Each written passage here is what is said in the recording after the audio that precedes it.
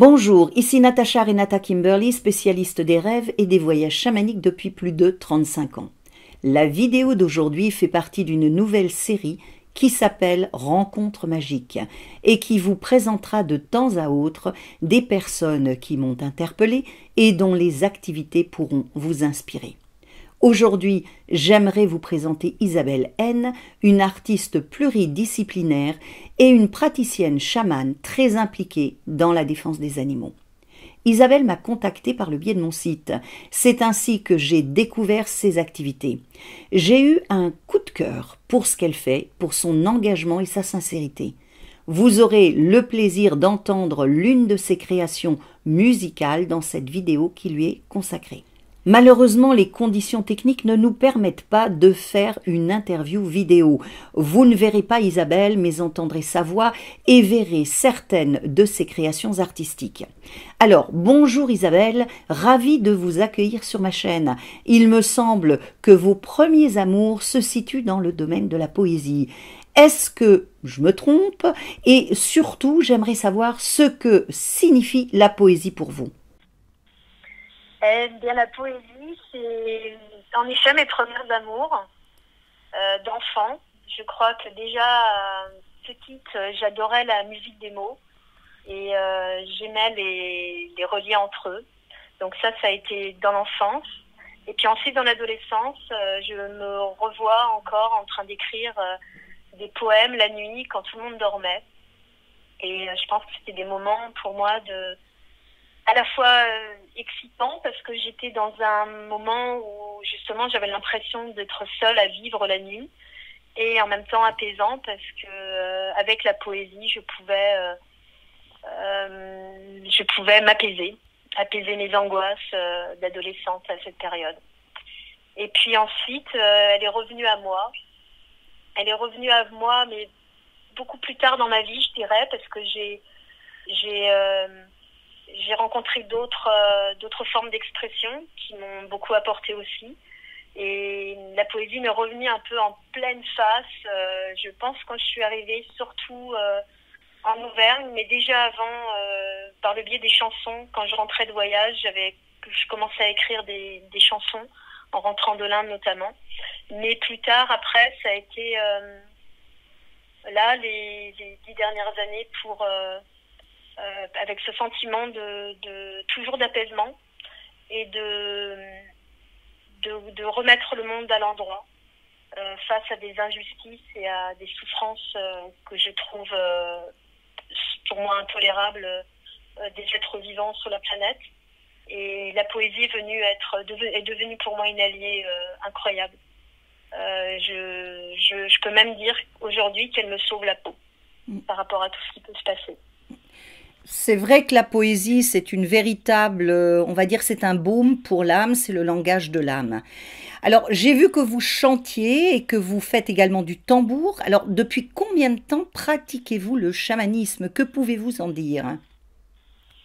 Eh bien, le chamanisme, il est apparu à moi quand j'avais 20 ans, donc il y a bientôt 30 ans. Je l'ai découvert avec les livres de Carlos Castaneda, qui étaient pour moi autant qui attisaient ma curiosité tout en me laissant dérouter parce que c'était très hermétique à l'époque et ça le reste encore pour beaucoup de ces livres. Mais c'était un chamanisme de livres. Et je n'ai eu de cesse pendant des années en voyage de rencontrer des chamans, notamment au Mexique où je suis allée. Et à l'époque, il était très, très, très compliqué de pouvoir avoir des enseignants qui puissent m'aider à pratiquer le chamanisme. Donc, c'est arrivé à cette période dans ma vie et c'est revenu par vagues. Et ma pratique est beaucoup plus intense depuis quelques années avec les enseignants qu'on peut rencontrer et puis de par la situation planétaire. D'accord. Et dans le cadre aussi de votre vie, j'ai vu que vous avez raison, hein, le chamanisme, de toute façon, on a des tas de possibilités actuellement, on a des tas d'ouvertures, on a des tas d'enseignants qui qui nous donnent leur angle, on va dire, sur le chamanisme, leur expérience. J'ai vu également que vous aviez pas mal voyagé. Et pouvez-vous m'en dire un petit peu plus sur vos voyages? Vous allez faire rêver là les personnes qui nous écoutent. Je crois que vous êtes allé dans des pays pas mal, plutôt sympas. Ouais. Bah, surtout au moment où j'ai commencé à voyager, bon, c'était avant Internet. Internet est arrivé quelques années après. Et c'était un peu des voyages un peu plus compliqués, notamment pour les parents qui voyaient les enfants partir sans pouvoir se connecter à eux pendant des fois des mois. Donc j'ai commencé par le biais de mes études d'ethnologie. En fait, j'étais en maîtrise d'ethnologie à Nanterre. Et je suis partie pour étudier la culture afro-américaine au Honduras. Donc en fait, en arrivant là-bas, je suis d'abord passée par le Costa Rica et j'ai traversé Nicaragua, Salvador pour arriver au Honduras, où j'ai eu un choc énorme, extraordinaire, avec la rencontre de ce peuple par sa danse. En fait, j'ai assisté à des danses des Garifuna, afro-caribéens, d'un peuple afro-américain. Et ce qui m'a le plus fasciné, c'est les tambours et la puissance des tambours. Donc ça a été mes premiers voyages qui ont après, ce moment-là a été décisif pour la suite de mon parcours professionnel. Et je suis après allée au Mexique quelques années après, plusieurs mois. Et puis je réfléchis en Palestine. En suivant une association pour des enfants palestiniens, pour leur faire découvrir les différents modes d'expression artistique. Il y avait des circassiens, il y avait quelqu'un qui s'occupait des enfants pour leur faire découvrir la percussion, et moi par la danse. Donc on était un nombre d'artistes pour être là avec les enfants palestiniens. Ça a été très intense là-bas. Et je suis aussi allée 2 fois en Inde, plusieurs mois, 6 mois à chaque fois. Voilà, voyage initiatique complet. Donc ça a été des moments les plus intenses de ma vie, les voyages. Ouais, c'est vrai, puis je crois que vous êtes allé aussi au Guatemala. Voilà, vous avez... Oui, alors en Amérique centrale, oui, dans mon premier voyage en Amérique centrale, il a duré 9 mois en fait. J'ai travaillé aussi dans un orphelinat avec des enfants, des petits orphelins pendant 1 mois à côté du lago Atitlan. Donc oui, ça a été les moments les plus riches de ma vie dans ces voyages, d'autant plus que j'étais seule. Donc je suis partie avec mon sac à dos. Mes profs de fac étaient hallucinés et effrayés, et moi j'ai dit non, je ne veux pas écouter leur peur, et je vais y aller. Et je n'ai jamais regretté d'avoir fait tout ça. Bah, vous avez très très bien fait, en effet, et ça permet aussi un petit peu de se décentrer, c'est-à-dire de voir que nous ne sommes pas seuls, qu'il n'y a pas que notre petit monde, notre petit pays, quel qu'il soit. Hein, je parle pas de... Quand je dis petit, c'est dans le sens de cette espèce d'ethnocentrisme où on pense on a l'impression d'être le centre du monde et tout se joue autour de nous et que nous, notre pays, les gens qu'on connaît, c'est le centre et après il y a le reste. Non, on fait partie d'un grand tout. Effectivement, c'est très riche de voyager et ça permet également de faire taire ses peurs, ça permet on va dire, d'ouvrir son cœur, d'avoir de la bienveillance et de se rendre compte que on est tous dans le même bateau. Alors, j'ai vu que vous faisiez vos propres peintures. Pourriez-vous nous parler de cette expérience qui, il me semble, a été très particulière? Oui. Ma rencontre avec la peinture s'est fait déjà par un stage dans les Cévennes avec un monsieur qui propose des stages de peinture chamanique. Donc en fait, on était beaucoup dans une peinture intuitive et spontanée. Moi, j'avais jamais fait de peinture à part petite, en maternelle, hein, comme tous les enfants.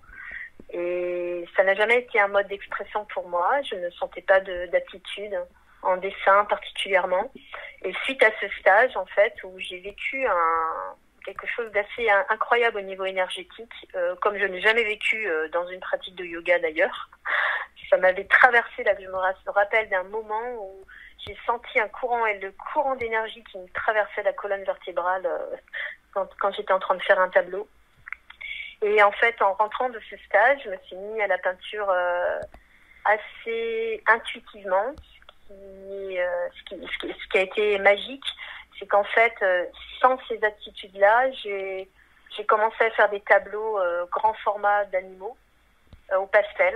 Le pastel a été le médium qui m'a plu tout de suite parce que on a un contact avec la craie, c'est très charnel, très sensuel, et ça me ramenait surtout à ce que faisaient les artistes dans les temps préhistoriques, dans les peintures rupestres. Et c'est pour ça que je me suis intéressée beaucoup au pastel et j'ai commencé à faire ces portraits d'animaux de manière, je pense que j'étais là, quoi. J'avais mes alliés autour de moi pour m'aider à peindre parce que j'avais tellement envie qu'on voit leur âme que ça m'a porté. Voilà, ma rencontre avec la peinture a été celle-là. Merci. Je voulais juste préciser que les peintures que les personnes voient, que les peintures qui sont dans cette vidéo sont les peintures que vous avez effectuées, que vous avez peintes. Donc ce sont bien les vôtres, les peintures d'animaux. Voilà. Alors la dernière question que je pourrais vous poser, c'est quel est votre rêve? Quels sont vos projets futurs? Qu'est-ce qui vous tient à cœur et qu'aimeriez-vous réaliser pour les années qui viennent? Eh bien, déjà, j'aimerais pouvoir écrire mon deuxième livre parce que le premier livre, Frisson Animal, est sorti en février, juste avant la pandémie.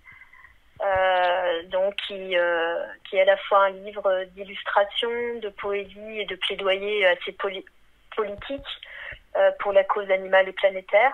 Donc, j'ai plusieurs ouvrages qui vont suivre et j'espère pouvoir mener à bien ce projet, déjà qui me tient énormément à cœur. Deuxième projet aussi qui est très important pour moi, j'ai entendu le murmure d'une salamandre que j'étais en train de dessiner d'ailleurs pour une exposition il y a 1 an et demi. Et suite à ces murmures-là, j'ai commencé à penser à cette envie de proposer à tous ceux qui veulent venir me rejoindre de faire des plaidoyers de rue. Et pas seulement dans la rue d'ailleurs, de célébrer la terre par la poésie, par le chant tribal, par le rythme du tambour, que ce soit dans la nature et aussi dans les rues pour sensibiliser la cause animale et planétaire. J'ai lancé des premiers appels en mai 2019 et depuis le mouvement Ondes de rêve est né. Pour l'instant, je suis un peu seule dans ce rêve. Mais je sais que je crois profondément que peu à peu des gens viendront me rejoindre et auront envie de chanter à l'unisson et voilà, et qu'on puisse toucher les cœurs. Et voilà, et mon rêve pour notre humanité, c'est qu'elle devienne profondément antispéciste et sentinelle de la Terre. Je rêve que les humains deviennent humains dans toute leur belle humanité et sensibles et empathiques envers tous les êtres vivants. Et voilà, de ces mondes-là et des autres. Voilà mes rêves. Merci Isabelle. En tout cas, j'espère que votre mouvement Ondes de rêve aura tout le succès qu'il mérite, que je suis persuadée que vous allez avoir des personnes qui vont se manifester auprès de vous.